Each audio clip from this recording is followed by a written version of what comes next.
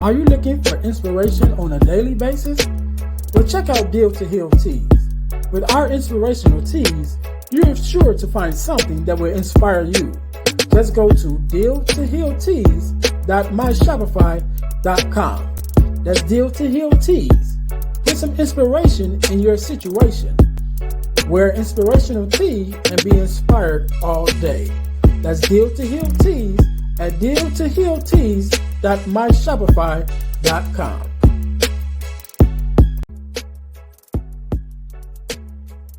Hi guys, if you're enjoying this podcast, then I know you'll enjoy the Deal to Heal with E. James podcast. I'm your host, Earnest James.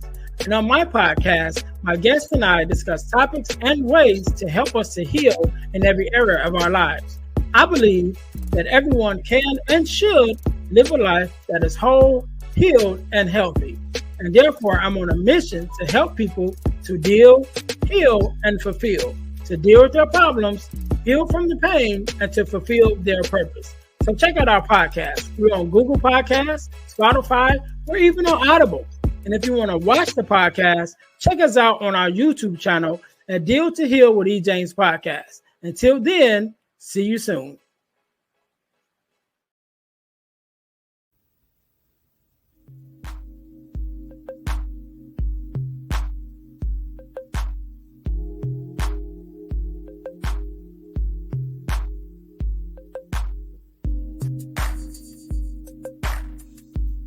Welcome to the Girl Dad Discussions podcast with E. James.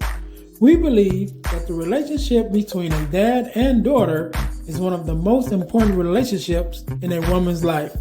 Our mission is to promote the daddy-daughter relationship by spreading the voices of girl dads to the world and give love and support to all of our dads and their daughters. Let's get to it. Let's tune in.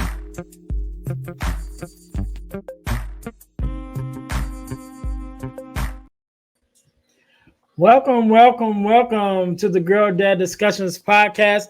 I am your host, Earnest James, and we believe that the relationship between the father and daughter is one of the most important relationships in a woman's life. Therefore, our mission is to promote the daddy-daughter relationship by spreading the voices of girl dads to the world and to give love and support to all of our dads and their daughters. Thank you guys for listening to the podcast. If you haven't already, make sure that you listen, like, subscribe, and share to the podcast on all of our social media platforms. And as the Girl Dad Discussions podcast, also make sure that you check out our YouTube channel. Definitely want you guys to subscribe to our YouTube channel. We actually share a YouTube channel with our partner podcast, the Deal to Heal with E. James podcast. So when you go to YouTube and you look up the Deal to Heal with E. James podcast, you will also find the playlist for the Girl Dad Discussions podcast, which we are on right now. Also, I want to tell you guys how you can win $100 from the podcast, but you got to stay until the end of the podcast in order to get that information. All right. So as you guys know, we are a self-sustained podcast. And the way that we keep bringing you guys amazing episodes is by bringing you products that you can purchase in order to help support us. And so our product of the week, if you can't see it, I have it on right now. We do now have podcast merch, right? We have podcast merch. So we do have our Girl Dad Discussions podcast t-shirts. You can get one at Deal to Heal Teas. That's Deal, the number 2, healteas.com, which is our inspirational t-shirt line, which you can also find other things that we have there, our other inspirational shirts that we have there, including the Girl Dad Discussions podcast tees that we have now, and the Deal to Heal podcast with E. James podcast tees are also there. So those are our product of the week, our amazing t-shirts that we have now, our podcast t-shirts that we have, as well as our other inspirational tees at Deal to Heal Tees. Put some inspiration in your situation, wear inspirational tea and be inspired all day. That is our tagline. Make sure you guys go there and check it out. All right. So today, just like any other day, we are blessed with a guest, Mr. Wilcox. How you doing? I'm doing well, man. Doing well. How about yourself? I am good, man. I'm good. First of all, let me say thank you for being on because you could have been doing anything else with anyone else, but you're here with me and my listeners, and we definitely appreciate it. And so I want you to let you know that up front. So thank you for being on, man. Oh no, I appreciate you having me on. It's a big deal for me. So as I, on when you came on my show, so as I said, this is a big deal to me because this is me branching out. So Yeah, I yeah, appreciate it. yeah. So for all the listeners who don't know, we'll let you get into who you are and what it is that you Yeah. do in a second. But one of the things that that he does is he has a podcast called Mediocre Dads. And I had the privilege of being on that podcast, and we had a great conversation. So, to all my listeners who are listening, make sure that you go, definitely go to YouTube and watch it. And you also can find it on your other podcast listening platforms. But it's Mediocre Dads is the name of it. And yeah, I was on there, Earnest James, as a guest. We had a great discussion, and we had to kind of cut it short. And I was like, look, I got to have you on my podcast because we're going to be on here for like 2 hours. Oh yeah. Yeah. For sure. So before we get into part two of, of our discussion that we were having on your podcast, do me a favor, introduce yourself to my listeners and tell us a little bit about who you are and what it is that you do. All right. Well, I am Queon Wilcox, but I go by Q because I know most people can't say my name. I'm just gonna be honest with you. I know it's Queon, but Mhm. when you look at it, you don't see Quan. So I get it. But anyway, Right. I go by Q. I am the host of Mediocre Dads. And Mediocre Dads is it's a podcast in which I want to get to more stories for dads and to let them know they're not alone. Right. And so don't get me wrong, we all go through trials and tribulations in life, and then especially as dads, and we like to hold it in. But as dads, I don't think as men at first we weren't taught how to handle our emotions, but then when we become dads and we have children, we definitely do more of that keeping it in than letting it out, if you will, so our kids can see that and grow and develop. But yeah, mediocre dads was just kind of a thing that when I became a dad, it was I wanted to do it. It was important for me to do it because, and we'll get into it obviously in the show, but like it was important, especially how my upbringing was. But that's what I do on the side. Mediocre Dads is my podcast. Is the thing I do on the side for fun for me personally.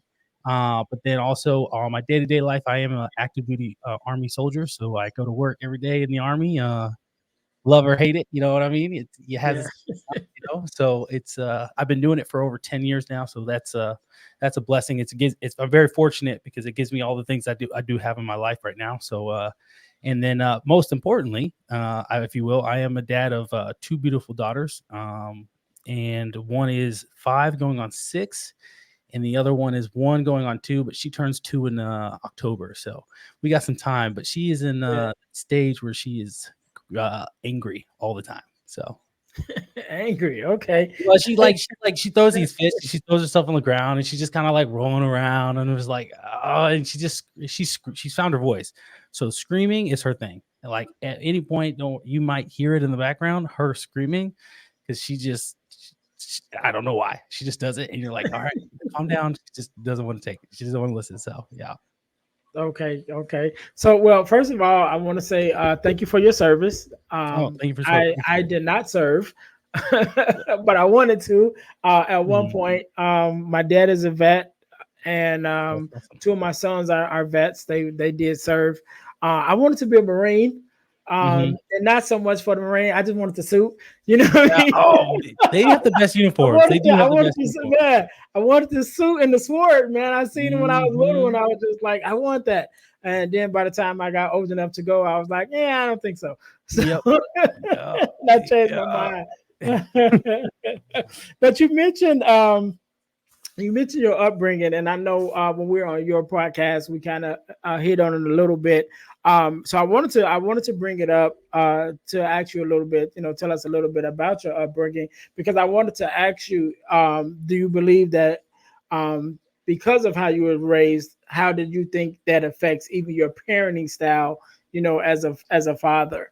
So tell us a little bit about just how you were raised, and your whole family dynamics, and then we'll get into from there. Okay. Yeah, no, so I was adopted when I was 2 years old. So I have a twin brother. So I was me and him were adopted when we were 2 years old. And it was it was different. And why it was different, and because is I was adopted by we were adopted by a white family. And so we our upbringing growing up, it was very different from what a lot of people are used to or accustomed to. So, Mhm. and what I mean by that is when I got older, that's when I really started to notice how different me and my brother were from other people, like especially other black men, how different we were, right? Yeah. And how we carried ourselves. And it wasn't necessarily we carried ourselves better than they did or they carried themselves better than we did, but it was clearly there was a difference. There was a difference in our upbringing and how we spoke, how we articulated ourselves, whatever the case might be. Um, but that played a huge role into me being a dad now, because growing up, I remember I would cry if I got in trouble, whatever. I'm just throwing a fit, right? When I was very young, and all I would do was like, I want my mom, I want my dad, right? And talking about my real parents, or my Yeah. say my real parents, my birth parents, Yeah. and and I remember just kind of throwing that fit and just keep saying that, and then I remember I would think about like, well, this Christmas they're going to surprise us and they're going to come pick us up, right? And that was the thought, because we wanted. I will speak for myself. I won't speak for my brother, but at least for what I wanted was to kind of know my parents and know why I was the way I was, if that makes sense. Mm. And so that never happened, but still, my parents, who I call my parents now, they raised us, they took care of us, and they did an excellent job. And so now fast forward to me being an adult and a grown man, and I have my own daughters. And one of the first things that I thought was of like, man, I realized that you didn't my dad didn't have to I didn't have to come from my dad for him to be my dad. Mm. And and the lessons he taught me weren't lessons of this is what he would only teach his birth son, but these are the lessons that all any son should learn and should know. And so I was really thankful for that, because it definitely led into part of me being who I am, such as joining the military. So I joined the military because my dad, he brought it up to us when I was in my junior year in high school, and me and my brother laughed at him. This is like one of the only few times, yeah, this is the only few times that I ever like laughed in my dad's face as if what he said was just absurd. And fast forward to now, and I joined the army, and I've been in it for over 10 years now. And so, like I always tell people, it's like, it's kind of his fault I'm here, but it worked out for the best, and that's what was supposed to happen. But ultimately, to answer your question, yes, the how my upbringing in that aspect of being adopted plays a huge role in how I parent my daughters now. One being that the importance of dads is just, and you said it in your intro and all the and everything in especially last episode when we spoke, is how important dads are Yeah. and the impact that they have. Because I think if me and my brother weren't adopted and we came up in um the system, like I call it, right, Mm. I don't know where we'd be, and I don't know what I would be doing, you know what I mean? Right. And so it's weird to think about in a sense, because I'm like, man, like, where would I be if I didn't have that? And so being a dad for me meant so much more, because I never wanted my kids, before I had kids, I never wanted my kids to ever go without knowing who their dad was, Right. regardless of whatever potentially could happen between me and mom, or whatever the case might be. I never wanted to grow. I never wanted to be, an older man sitting there thinking to myself like, damn, I wonder what my kids that I had that I don't even know think of me, or whatever the case might be. So Yeah. I don't know. It's really important to me. I don't know. It's hard to put in words at times, but that is just how important it was to me, that when I became a dad, that I was going to do everything better than my birth dad. Yeah. And I wanted to hear you talk about that a little bit, because I know on your podcast, we kind of dove into my story as being a stepdad, Mhm. and so I kind of look at stepdad and, or should I say step parents and then foster parents, on the same level, because we chose to, be your parent. You know what I Mhm. mean? When we had a choice, you know what I'm Yeah. saying? And so I think that's important, that we, just at least have a discussion about those narratives, because they do exist. My family has always been involved with systems. Um, Even growing up with my mom, we didn't necessarily adopt, like legally adopt, but you know how Yeah. just like, all right, just come stay with me. It was a Yeah. lot of Yeah. those situations, you know what I mean? Mhm. Where, the home just wasn't home, and it was like, all right, come stay with me, and so my mom was always that person. And then, I got family members who did adopt, and then a whole lot of family members that's just does like temporary foster care, or Mhm. what they call it, emergency placement, and Yep. things like that. So we're all in that whole system, Yeah. and so we've always played a part in it. And so I just, as a father, and a parent, whether you're a foster parent or adopted parent or step parent, whatever, I just know the importance, like you said, of fathers, not just fathers, but the mothers too, but Right. especially those that had a choice. So Mhm. it's one thing when you have a biological child, you're, I won't say you don't have a choice, but you're supposed to be there. Like that's your Mhm. spot. We had the whole conversation on, Right. your Yeah. podcast. And so, listeners, the guys that and girls that's listening, you definitely want to go check out that episode that we did on Mediocre Dads, where I was the guest. So we got into a lot of the step parents and all of that. But you guys want to definitely check that out. But what I was saying, I just think that's so important, because you have people that didn't have to, just plain Yeah. and simple. They didn't have to, but yet and still they took the time to choose to love, someone else's child as their own, and that child became their own. You know what I mean? So before we transfer to your children, I know you mentioned you and your brother were adopted. Did you have any other siblings Yeah. from your parents? Yeah. So my mom, she was married previously, before my dad, and so she had a boy and a son and a daughter, and Mhm. then my parents got married, and they didn't have any kids together. I'm pretty sure because my dad told me he had a vasectomy early, like when in his late 20s, and I guess that's just what he was doing. I don't know. So they didn't have any kids together, but that's ultimately led to the phase of like, okay, hey, they're going to adopt. So they adopted me and my twin brother, and then when we got older, they adopted my older brother. He was 10 years older than we were, and so ultimately there was 5 of us. But by the time I was like 10, my mom's two son and daughter, they were already at the house because they're grown. So like my older brother, he's in his 40s now, and my sister, she's almost 40. So they're I don't want to say they're old, but they're older than me. So like they're like, Yeah. they weren't really in the picture, but they were there, but they weren't there, if that makes sense. Okay. So it was just mainly myself, my brother, me and my twin brother, and then my older brother, because we were all three were adopted. So Okay. Was your older brother, was he a teenager when he was adopted? yeah, so they adopted him when he was 12, and Okay. so he came. They adopted him from from a foster home, and so uh, I don't know. I mean, I know you mentioned your family and being a part of that system. I don't know if you yourself have ever been to a foster home, and kind of just not in a weird way, but just kind of watched, kind of see the dichotomy of a foster home, if especially when there's like 5 to 10 boys in that house.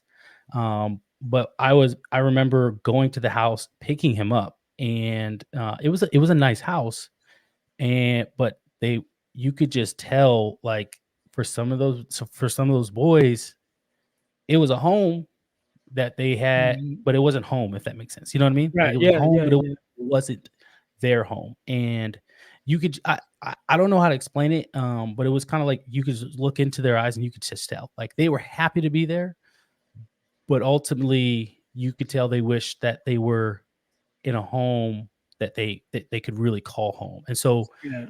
it was kinda, I would even say, like, and them seeing us and coming with my parents, knowing we were adopted, obviously, right? But then still seeing, like, the happiness and joy, and then hearing us call them mom and dad, and then being like, oh wow, like so like they're that's what it looks like. That's like Yeah. that's the desired end state right there, right? If we could just have that, that would be great. Unfortunately, most people when they're going for adoption, they don't adopt teenagers. Yeah. It's primarily because when you become 18, you're considered an adult, and it's not to say that parents do it for the money, but it definitely helps. You know what I mean? Like, and Mhm. I mean, you're parents, so you understand. Like, Yeah. it's Yeah. not cheap. You know what I mean? So then, and adopting is not cheap either. And so going through the whole process, and then they're 18 and they're officially out of the system and no longer they're now societies and they have to go figure it out like everybody else. So most people don't adopt teenagers. So my parents did want to adopt a teenager because they didn't want to start over because they were older. Right. And so they adopted my brother, and he had a hard time transitioning, right? And so because he would spin in and out of the foster system because his mom was present in his life, but then his mom wasn't present in his life, and then his mom was present, but then she wasn't. It was kind of a back and forth for a long time, and then when my parents officially adopted him, that was it. She was no longer present there, and so you could just tell, like I said, it was a hard time transitioning, and he had a lot of bad habits. Uh, Mhm. that he carried it with him throughout life, not necessarily knowing that they were bad habits, but my parents trying to better him and say like, hey, these are the rules of the house. Like, you are our son. We see you as our son, and we love you. And you may not love us. We understand that yet, but like, we want to be your parents, and we want you to accept us as your parents. And so we're going to treat you as we would treat any of our sons. And I think that's a lot for a young man to hear when they've never heard that before. You know what I Mhm. mean? So, Yeah.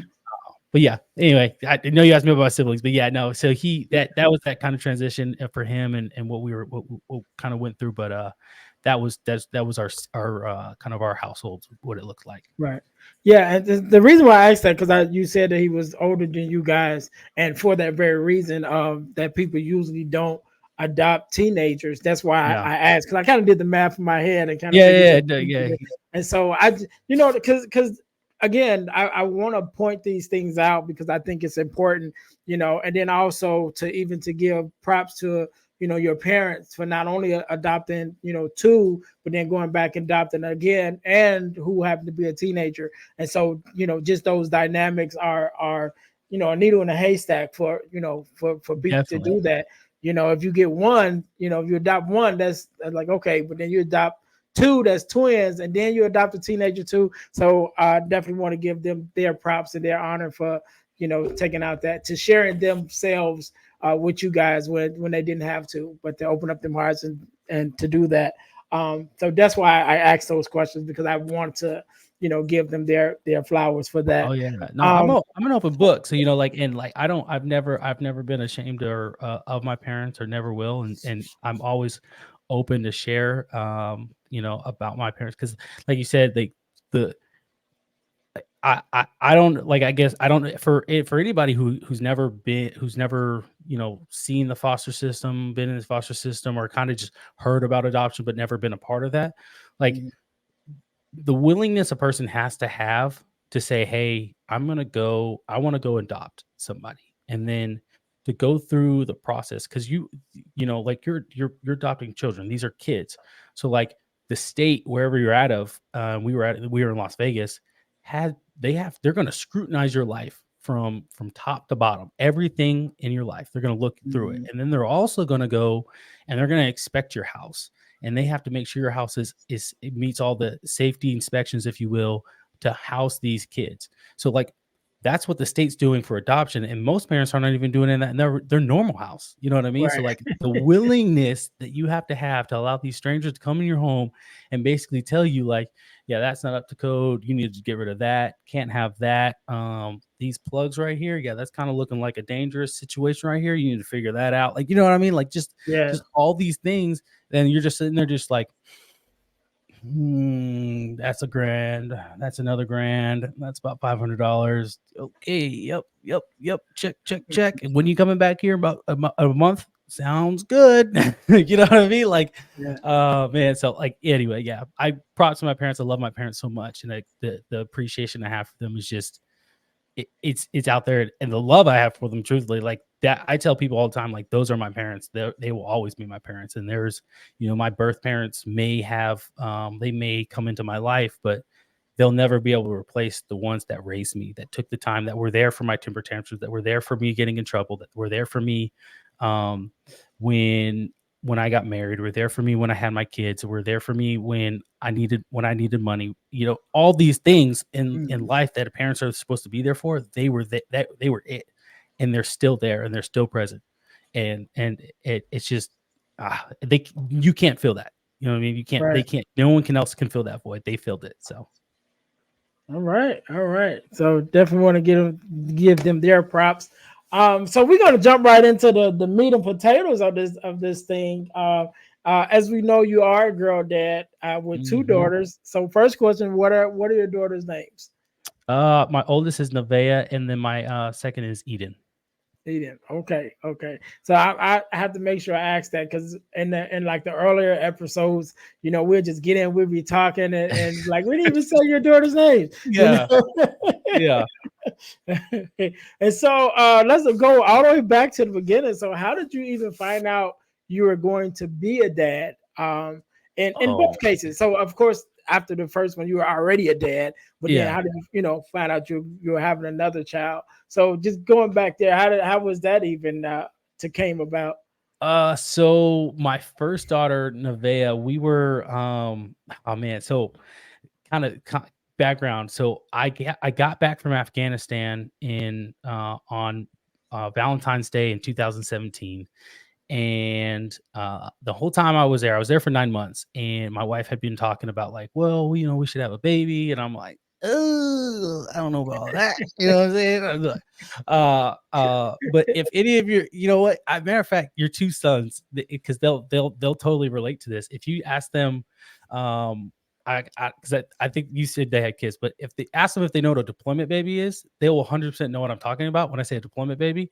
But I came back on Valentine's Day. We're all adults here. We all know and understand what that means. And so Yeah, it you know w- we at the time I was like, I don't want kids, but then I wasn't like, oh, I'm not gonna stop it. So fast forward, we have been trying up to that, basically from the time I got back till we found out. And so I remember how we found out. So we were going to the movie theater because we were going on a date because it was our anniversary. mhm. And so this is September 14th of 2017. And so we're going to go on a date for our anniversary, going to see a movie. Kind of, it is what it is. That's what we could afford at the time. And I remember her kind of few days before being like, I don't feel well, all these things, all the signs were there. So I was like, just take a pregnancy test. In the back of my mind, I'm like, there's no way she's pregnant. We've been trying for this long. It's not going to happen. She's not pregnant Mhm. right now. So before we go see the movie, she takes the test. And so like I'm sitting outside on the couch just waiting for her to I don't know she's taking the test. I didn't know she was taking the test. I was just figuring she was, finishing and ready, and then we were gonna head out. So then she calls me. She's like, Quan. And I'm like, but like, when women are crying and they're try to talk loudly, like that's what it was. I was like, oh my gosh, what's going on? Like, I'm thinking something happened. She saw spiders. She hurt herself. I go back there. I'm like, what's up? And she's just crying. And I'm like, what's up? Like, I don't understand what's going on right now. And like, she shows me the thing. And I'm like, so up to that point, I've never seen one in like real life. I've seen in the movies how they show Yeah. them, they're all get excited. Never seen one. So I'm like, I'm looking at it, and I'm like, so I'm not gonna lie to you, I don't know what I'm looking at here. And and she, she's like, she hands me the box, and I go, oh. It's like it all clicked. It just all clicked for me. And so that's how I found out about my first daughter. We almost missed the movie. And I don't know how we still went and saw the movie, even Yeah. though when we just found out, like we found out, and we had like 10 minutes of like, oh wow, this is great. Got in the car and went and saw the movie. That was kind of you know what I mean? Like I don't we were young, we didn't truly understand how to process it. And so that's how we found out for my first one. And then my second daughter, um, So actually my wife had a miscarriage in between my first and my second daughters being born. And so that was really hard for us. But then we found out she was pregnant again, and that brings my second daughter Eden. I was like, so we were very nervous. We were nervous throughout the whole thing. And I found, I'll never forget how she told me too. So this time I wasn't privy to the information, Mhm. what her taking the test, of her feeling the symptoms, whatever the case might be. Um, so I show up back home and from work, and I'm tired. I sit down, and my oldest daughter, Nevaeh, at this time has a shirt on that says Big Sister. Now, I have not even I haven't even paid. I've not recognized this as Big Sister. I'm not even seeing it, right? So I like give them both a hug, kiss. I sit down, get ready at the table. Both of them are like staring at me. They said like all of 5 words. So like that should have been like my cue of like something's going on. They're waiting for me for something.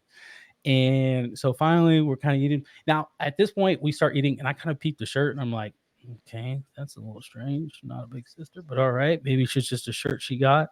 So I kind of look at my wife and I look at her, and I'm like, so what's with the shirt? And she's like, and finally both are like, she's like, and my daughter, she's like, in her little baby, where she's like, I'm gonna be a big sister. And I was like, oh, is that what we're doing right now? And she's like, yeah, you didn't notice the shirt? I was like, well, I did. I just figured, like, I was like, my mind was work. I came home. I didn't even think about like, oh, this is what it is. So she brought out like the test and everything, and I was like, oh my goodness, congrats. We did our thing, and I was really happy and really excited about that. I will say though, when Nevaeh was born, we were gonna wait. We were gonna do a gender reveal, Mhm. and I remember going to the doctor, and finally, I think it was 18 weeks where you can actually do the scan. Yeah. And so she's like, hey, do you guys want to know the sex of the baby? And we're like, nah, we're good. Just don't tell us. Well, this lady was like clueless, and she's kind of doing a scan. She's like, oh my gosh, you guys are gonna have such a beautiful daughter. And like, she just thought she was gonna be able to skip over it. Like, she didn't say it. Like, we didn't tell her not to tell us, but she thought she was gonna skip over it and just keep going. We're both looking at each other, and she goes, oh, you guys said you didn't want to know. I'm so sorry. We can pretend. I was like, we can't pretend. You Right. You already can't. said it. We already know. It's It's in our out heads now. now. Oh man. And so for Eden, my wife didn't tell. We did an actual proper gender reveal because, of course, military. I was getting ready to deploy again, and so we did a proper gender reveal. Her sister had all the information. I had wholeheartedly believed it was going to be a boy, wholeheartedly. And if it was a boy, I would not be having any more kids. I'm just gonna be honest. I was like, I'm done. So we popped the balloon, and I'm ready for the blue confetti. Like, in my mind, I've already made it up. Like, yep, it's a boy. This is it. Dream come true. And it's pink. And I naturally, my instinct reaction, I go like, oh. So they have video. When my daughter, when Eden, she gets older and she sees the video of the gender reveal, she's gonna see dad. The pink things, pink confetti's coming down on me like this. Oh my goodness! Like, I was just, like, I wanted a boy, and I wasn't upset. It's a blessing. I love my daughters. They're so great. And being a girl dad is an experience within itself. But Yeah. like I said, I did want the boy, and I still do. But I do believe that the Lord's going to bless me with the boy here, with our next kid, whenever that comes. So Right. Right. Okay. So tell me, what was your experience? And I know both of your daughters are still younger, but as infants, what was that experience for you? Bringing these infants home, infant daughters. At that point, to having to raise them and really just kind of come to terms, like, what, I'm responsible for this little girl. How was yeah, that experience for you? fear. I was straight afraid, nervous, and you know it. So it's funny, like, so, like, I she was pregnant, and I was like, I knew she was pregnant. I could see she's pregnant, but it still wasn't real for me. And then when my first daughter was born, And I remember holding her. I'm like, this tiny human being was like, we made this thing. Like, this is the thing we made. And so, like, I remember just being like completely afraid to do anything. Like, I was like, you want me to change her diaper? What if I hurt her? Like, I'm just trying to, like, like, she's so small. Like, and I'm like, me, I'm like, I'm kind of like a big guy, and like naturally, like brute force is kind of my thing. So learning to be gentle was not to say I was like treating them like rag dolls, but like, like it was different. What I mean? It was very, very different. And so I was very afraid. And then I remember when my daughter called me, like, she said, "Dad, Dad," for the first time. Oh, well, then that's when it really became real. Like, okay, nope, I'm now responsible for these, for these girls, and I have to figure out what that looks like. I have to figure out what that means, and I have to figure out how to really like take care of them. And so I did what any, person usually does. They fall back on how they were raised.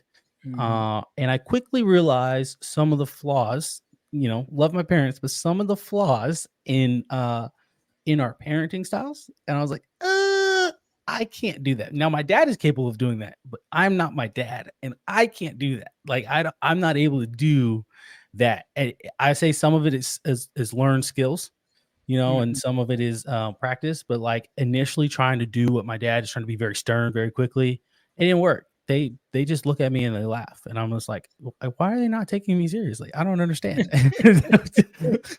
I'm clearly angry. My tone says it, and they're just kind of laughing at me. I'm like, okay, this is not working. So I had to learn my own ways, in different styles. But when you bring them home that first night, and that first day, and you're just like, it's kind of crazy to think like the hospital just lets you leave, and because they do it all the time. They're like, people come in here, they have babies. Look, if it's everything's good, you'll be here max 72 hours, and then we're on to the next one, right?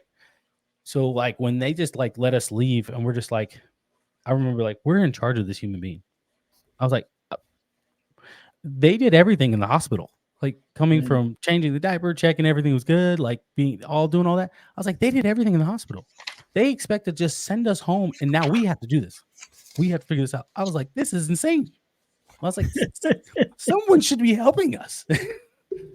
Send a nurse with us home, train us for a Right. little bit, and then you go back to the hospital. But like, just to be like, they wheel her out, you put her in the car, and they're like, all right, congratulations. And they walk back inside. And I'm like, so what do we do now? How do we do this? So there was a huge learning curve. There was a huge learning curve there. So, Yeah. but an So exciting one, I would say. But exciting. okay. So one of the things that I always talk about is, as we're raising our daughters, we're teaching them and guiding them, but then they're also teaching us, at the same time.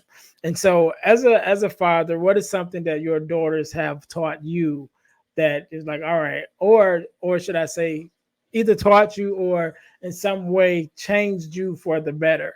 Like you were this way and then you had these daughters and you're like now you're interacting with them, it's like now I turn it to this other person, you know. Mhm. So give us an example of something that your daughters have taught you, or even just changed you for the better. Patience. I will say, my so I was angry, anger issues, right? So not extreme anger issues where I'm like putting holes in the wall, if you will, but just like very quickly, my natural reaction to, when anything happened, was to get angry. And so in the beginning, that's kind of what I would do, was just get angry, and I quickly realized, like, I couldn't keep getting mad at this innocent little girl who would look at me with these soul piercing eyes, and just look and start crying and wondering why, like, why is he mad at me? I don't understand. You know what I mean? And so I remember, uh just kind of sitting there thinking one day, like, to myself, like, I can't keep doing this. Like, I can't be the angry individual all the time. I can't just be all mad. Like, she does something and then I get mad, and I'm like, She doesn't understand what she's doing. She doesn't know why what she's doing is wrong. She's seen me do that same thing. She just doesn't know how to do it, and though that is why she's doing the thing. Though she's doing it how her brain processed what I was doing, and so I would get mad over oh, you dropped you dropped a cup of water on the floor. Oh my goodness, what are you doing? Go sit down. I'll clean it up. Like, or you made a mess on the table. Like, I was so used to in my brain like everything had to be perfect, and not realizing with kids like they're not going to be perfect, especially when they become toddlers. They're curious about everything. They want to touch everything. And so Eden right now is doing that exact thing. She wants to touch everything. And so like we have certain things in place where she can't access it, but every other thing was like, hey man, like you're curious, go ahead, figure it out what it is, and that's what it is. But my first daughter, like unfortunately she didn't have that because we were still learning how to be Mhm. parents ourselves. And so they taught me patience. And so now things happen and I don't get angry. I won't say I don't get angry anymore, but that initial reaction of like, oh, I'm just furious is like, no, it's just, I'm kind of like, okay, she doesn't understand. So like my oldest, I try to have conversations with her. I want to communicate with her and articulate to her like, hey, this is why your action was wrong, or you shouldn't do that, and this is how maybe you should do it do this thing in the future. And then with my youngest, I let her do her thing, and like she's learning words. She's not going to understand me laying out a paragraph on why she can't have access to the cabinets.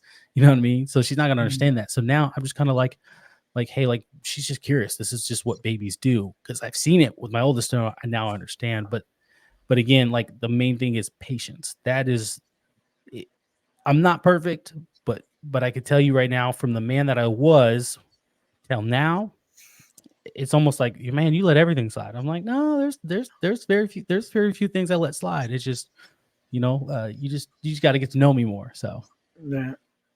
Okay. All right. All right. So before we jump into the next segment, I got two last questions, and these two questions I always ask, and more so for the new dads, right? mm, And because I always want this podcast to be informational as well as entertaining, mm, and so I always think about the dads that's listening who actually the dads and the daughters, right? And just to kind of talk about our humanity as just being men. We don't always get it right. You know what I'm saying? Sometimes we get it wrong. And so my first question is, as a dad, thus far, what has been one of your greatest accomplishments that you think you've done, just as a father? ooh, uh, this might seem small, to others, and when I say this, you'll understand. But make my daughters laugh. That is truthfully one of the greatest accomplishments that I have ever that I can personally say as a dad. One of the greatest accomplishments, especially for me, that I could say that I ever had is making my daughters laugh and smile. And it's through just simple things that I do that I could just trying to be funny and seeing them laugh and smile, like a genuine like belly laugh and Mhm. smile.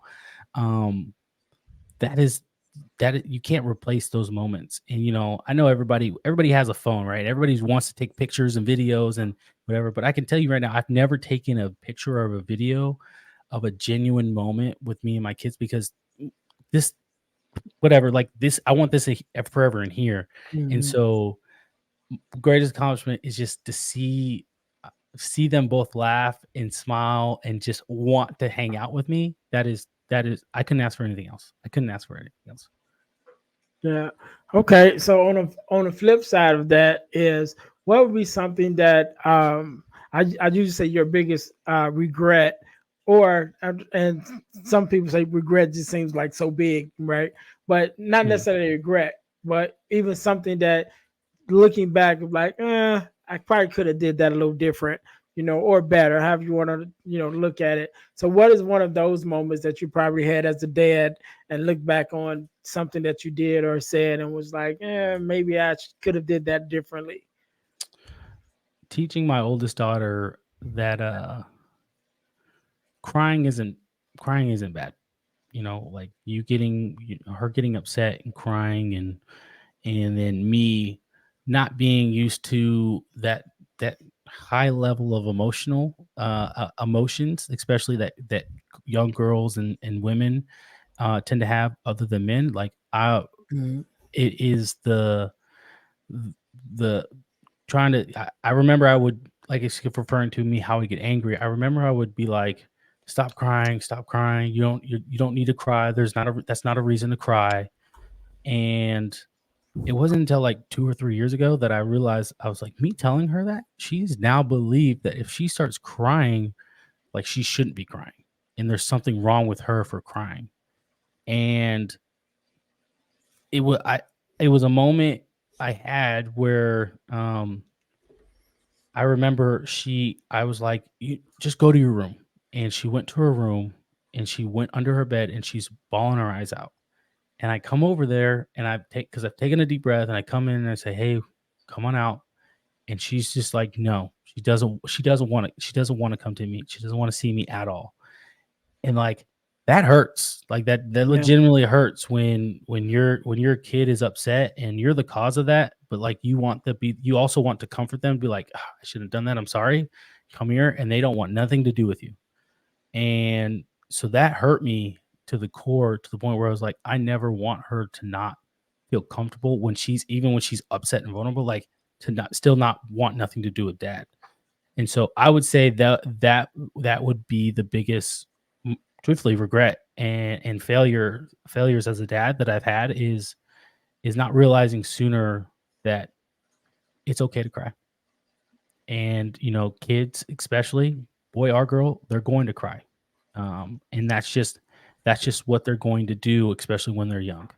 So I wish I could go back and slap younger me into with Mhm. to reality and be like, shame on you, fix it. But one thing we won't get back in this life is time. So Right. Right. All right. All right. Good stuff. Good stuff.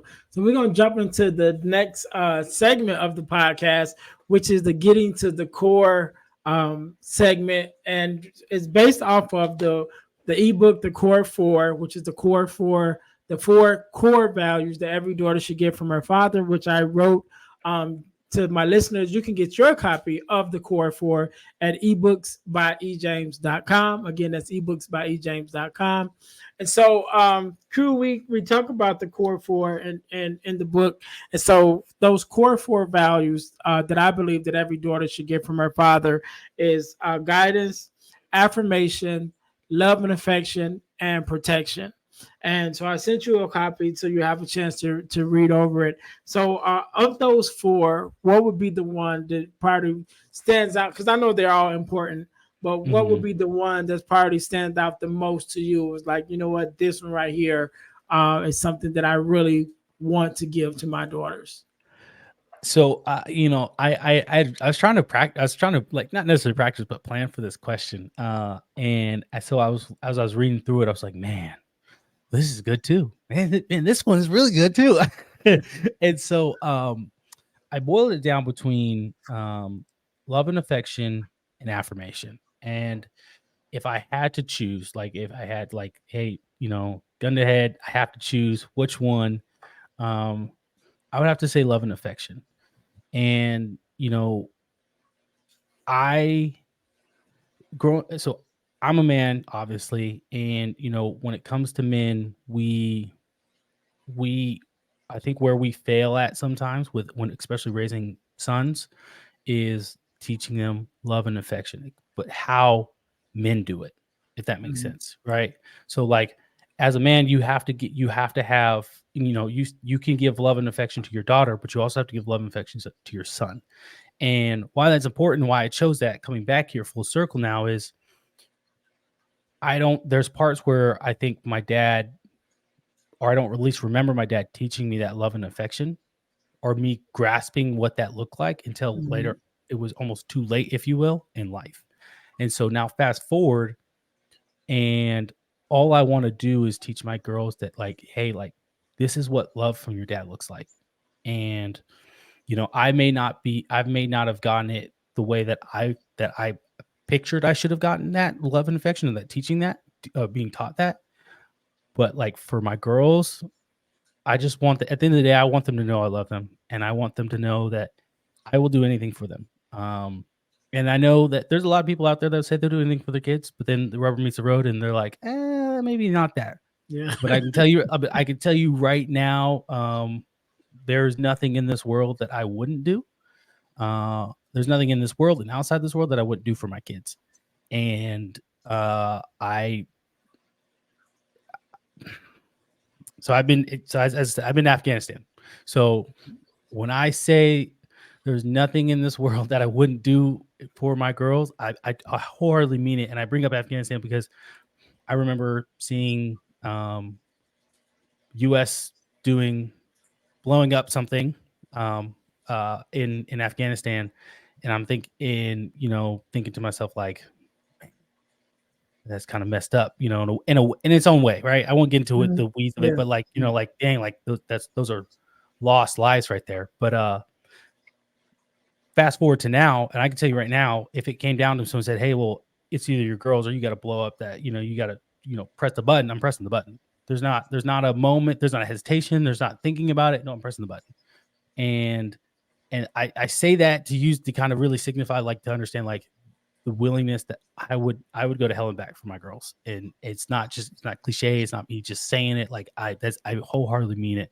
I would do anything for them. So love and affection, as long as they just know that dad loves them and he always loves us. And whether I'm here or I'm not here, knowing that I love them and everything I do is for them. I tell people all the time, I wake up, I put my uniform on for them. The moment they are no longer in my life for whatever reason, well, then I'm taking that. I'm walking away. I don't have a reason. I don't have a purpose. They are my purpose. My purpose in life is to be a dad. Everybody else have their purpose. They're driven. They're doing this and that. Like, no, my purpose in life, I wholeheartedly believe, is to be a dad, and I want to be great at it. And I want my girls to know that dad loves them from the bottom of his heart. So.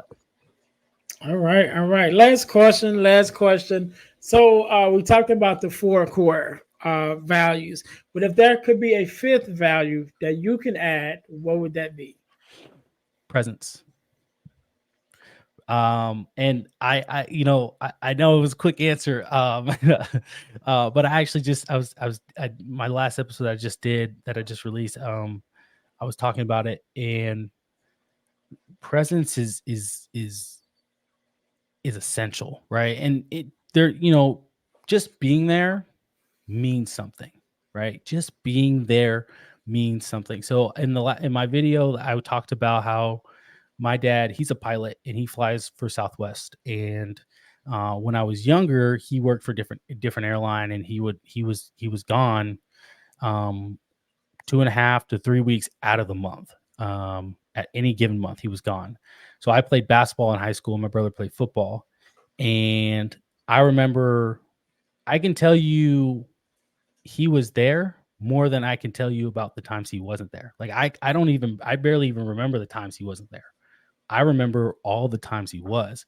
So it was one of those moments where I'm at the game, and the game's getting ready to start, and we did our warm-ups, and I'm like, oh man, are my parents? I thought my dad's mentioned he might come, or whatever the case might be, especially away games. And then it's that moment where you're they know, they can see you and they're looking at you, and then you kind of look up and you make eye contact, and everything changes. Everything, like the mood, you were upset, you were sad. It doesn't make, you could have been arguing with your parents that day. Like I could have been in an argument with my parents that day, and then they showed up to my game to watch me, showed up. And that to me meant everything to me. It meant the world to me, just to see that regardless of what he had going on, because I know he was busy, regardless of what he was doing, he took time out of his evening to come see me play. And then he would do the same thing for my brother. And when you have that, you take it for granted. But when you don't have it, you start to realize, like, you're like, people who take it for granted are just like, I don't know what the big deal is. My dad shows up to every game. I was like, okay, yeah, but some people don't have that. Right. And so it clicked for me when um I was in AIT, which is advanced individual training for in the military. So after basic training, you go to AIT, which is the training to learn how to whatever job you're going to do within the military. And it's at graduation, and my parents weren't able to come. And I was in South Carolina. My parents were able to come, but there were other families and other people who had their family members there to see them walk the stage and receive their diploma of such and say like, hey, you are now certified in this thing. And I remember for my first MOS in the Army, they weren't there. The feeling of kind of just sadness of like, it doesn't feel like I did anything, and it didn't feel like anything. But then my second MOS, my dad showed up, and I can remember walking on the stage, looking out and seeing him, and immediately was like, this is worth it. Everything I did was worth it. To see him clap and be happy for me and say and in the end be like, hey, I'm proud of you. It was worth it. And it all boils down to presence.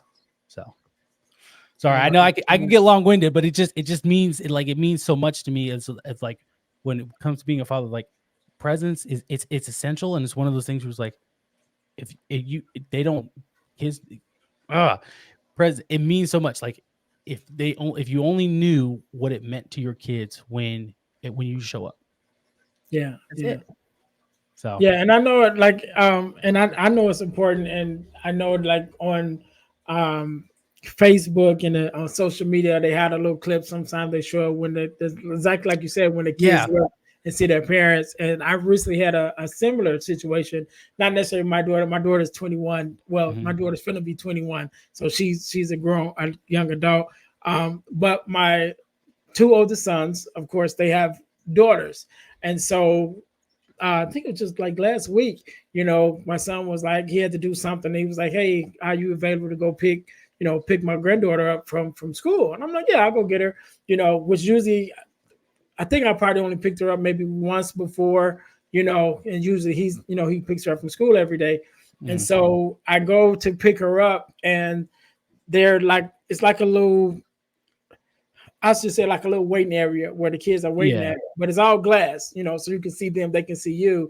And I remember walking up to the glass, and I could see my granddaughter in there. She's kind of just sitting there with her head down, and then she looks up to see me and she like jumps. She's like, granddad, and gets all excited, and her teacher starts smiling. She's like, that's my granddad. And she opens the door so she can come out. But it was that moment, like you said, you don't realize how much that means, not only to them, but even to you, see that they're still excited. Because even going back to, like you said, earlier with the situation with your daughter, when it's like she don't want nothing to do with you, and you like that hurts. On the other side of that, when you like those little moments, like she's actually happy to see me. You know what I mean? It's like she doesn't take that for granted. Like, oh, grandpa's here. You know what I mean? But yeah, so it's that same thing. So I definitely understand. That presence and those little moments definitely mean a lot. And to all my listeners, I know we mentioned it earlier. If you haven't gone to Mediocre Dads and check it out, number one, check it out because it's a good podcast, first of all. But then make sure you check out the episode that I was on. And I think we definitely had a great conversation on there. So make sure that you guys go check out Mediocre Dads and check out that episode. So, Q, before we get out of here, I want you to have the last word, right? I want you to have the last word. I want you to leave us with however you feel, a word of inspiration, motivation, however it is, maybe even something for the fathers that may be listening, or even for the daughters, a word of advice, or just something, however you feel to leave us with something. So I'll let you have the last word. Definitely want you to tell us where we can find, follow you and find your social media, and definitely find out more about Mediocre Dads and all of those things. So I'll give you a couple seconds to think about that. While you're thinking about it, to my listeners, make sure you guys are definitely checking us out at all of our websites, the different websites and platforms that we have. as we definitely have our listening platforms on wherever you listen to the podcast. But definitely check us out on our official website, which is the dealhealfulfill.org. Which is my personal website, because as you guys know, I am a speaker, I'm an author, as well as a podcaster. And my mission in life is to help people to deal, heal, and fulfill, to deal with your problems, to heal from your pain, and to fulfill your purpose. And so you can go to dealhealfulfill.org to find out more about me and what I have got going on, as well as go to Deal to Heal Tees. That's Deal, the number two, healtees.com for our inspirational t-shirt line, and also our podcast merch. Our official podcast t-shirts are there. And last but not least, you go to ebooksbyejames.com, where you can get your copy of the Core Four, which is the core four values that every daughter should get from her father, as well as the other ebooks that we have there. We also have a book, an ebook called From Males to Men, which is a male mentoring book. So I didn't forget about the sons while I was talking about the daughters. So I got something for both of us there, both of them there, as well as some other things. So you can go to ebooksbyejames.com in order to check that out. Also, make sure that you guys subscribe to our text line. Subscribe to the number. Text the word subscribe to the number 866-326-0730 to receive text messages about new episodes, book release, and also event information. Event information about different events that we have going on. And also, one of the things I've been blessed to be a part of is a organization called the Forgiveness Mission.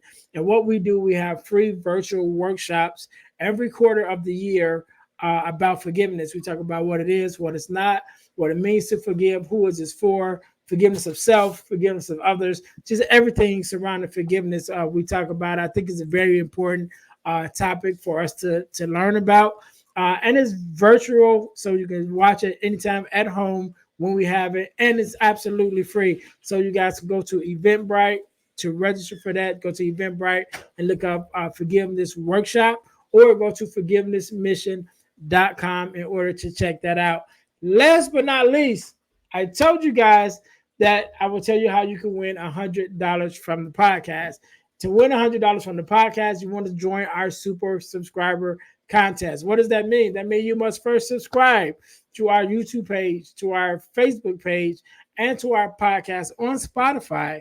Then text the word WIN, WIN, to the number 866-326-0730 to qualify to win $100. The contest is random and is ongoing, so once you're in, you can always win. Again, just text the word WIN, WIN, to the number 866-326-0730 to qualify to win. And make sure when you text the word WIN, you also send your information, your contact information, your name, your email address, and your phone number, because people are texting the word WIN and you don't give us any information, so we don't even know how to contact you if you are a winner. So make sure when you text the word WIN, you also include your contact information. So that being said, again, Crew, thank you so very much for being on the podcast. Thank you for sharing your expertise.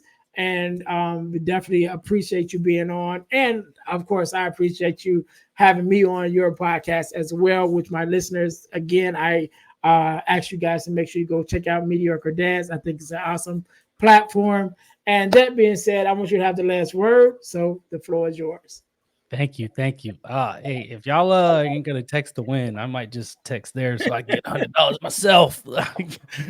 I drive a diesel truck, so gas is not cheap. But no, I appreciate. I want to thank you for having me on. I do appreciate. Like I said, this is a big deal for me and Mediocre Dads as I branch out and get with other podcasters and just have these conversations, especially this conversation, right? Mm-hmm. Like, I think it's great. You said it on my show, like it just has to be like you're two men talking about being dads and the importance of dads. So it's great that we were able to link up.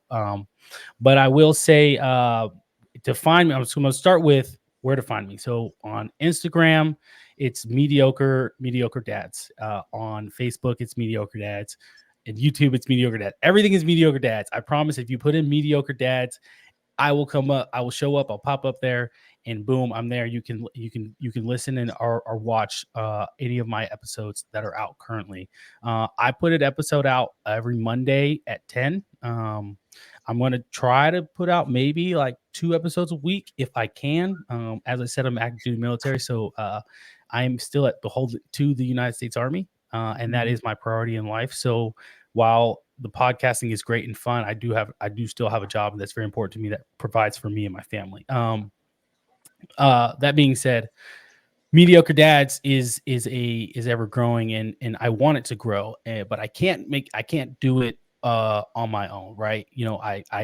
I wish I had thousands of dollars where I could just pour into this and make things happen, but I don't have that. So Mhm.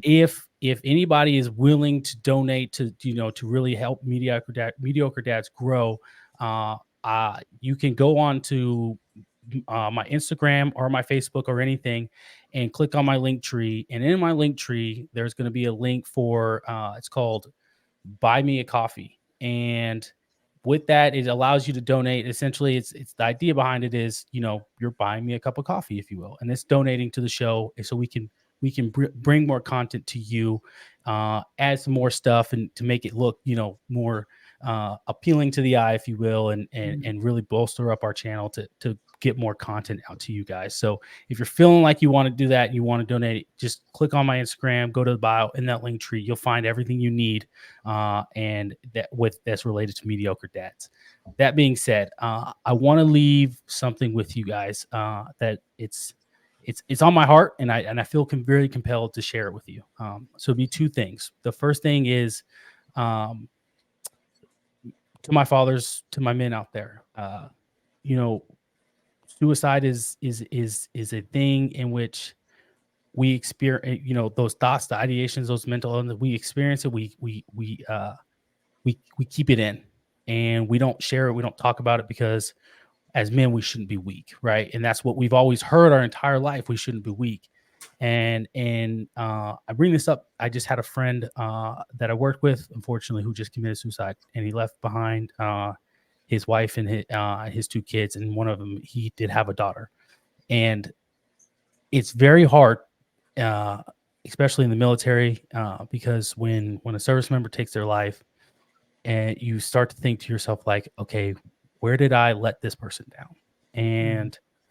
And he had some stuff going on in the military, that's not important, but still, that impacted, that ultimately led him to led him to that decision. And so I say that because I want my men to understand, my dads to understand, that like, you have a purpose, you have a reason to be on this earth. And if it's nothing else, it's your kids. You pour everything into your kids to give you that purpose and that direction, and just to keep you on the straight and narrow. And please, if you're feeling that anyway, talk to somebody, reach out to somebody, reach out to me on Facebook, Instagram, message me. I have no problem talking to people, and leading you or pointing you in the right direction. I'm by no forms of fashion a trained counselor, but I am great Mhm. at listening. And if you just need someone to listen, just to listen to, I'm all for it. If that means that you're not going to take your life, I will listen to you for over an hour. I promise you. My wife, my kids, they understand. I will listen. And so that's a big deal to me, and especially in the military community, is just, suicide is not worth it. Talk to somebody, seek help, talk to your friends, talk to people you care about, talk to I'm sure, like, like Deal to Heal, especially, like, that is, I know within that podcast, that's what it's about, right? You want to heal. Yeah. And so and so please talk to somebody. I don't know who it is for you, what that looks like, but just please talk to somebody. And then finally, I will say, um, everything in my life happened for a reason, and I am fortunate to be where I am because by the grace of God. And I wake up every morning and I thank him for everything that he's done, he's blessed me with in this world. And I remember 5 or 6 years ago praying for everything that I have now. And it might sound ridiculous in some aspects or some shape or form, like, oh, you were praying for all this. I was praying for it. Believe me, I was praying about being able to own my own house. I was praying about being able to have things and have kids, and that they love me and taking care of them. I was praying about all these things, and I have it. And I'm in that moment now. And instead of looking so hyper focused on the future, I'm focused now, because I like, this is the moment now, and I want to, and I want to be present for it. But anyway, my main point is I have everything I have because by the grace of God, and I wouldn't be here without him, and I wouldn't be able to do the things that I do without him. So that's all I got. Appreciate you. Thank you for having me on. Again, I'm Q with Mediocre Dads. No problem. No problem. To all my listeners, we can't end it no better than that.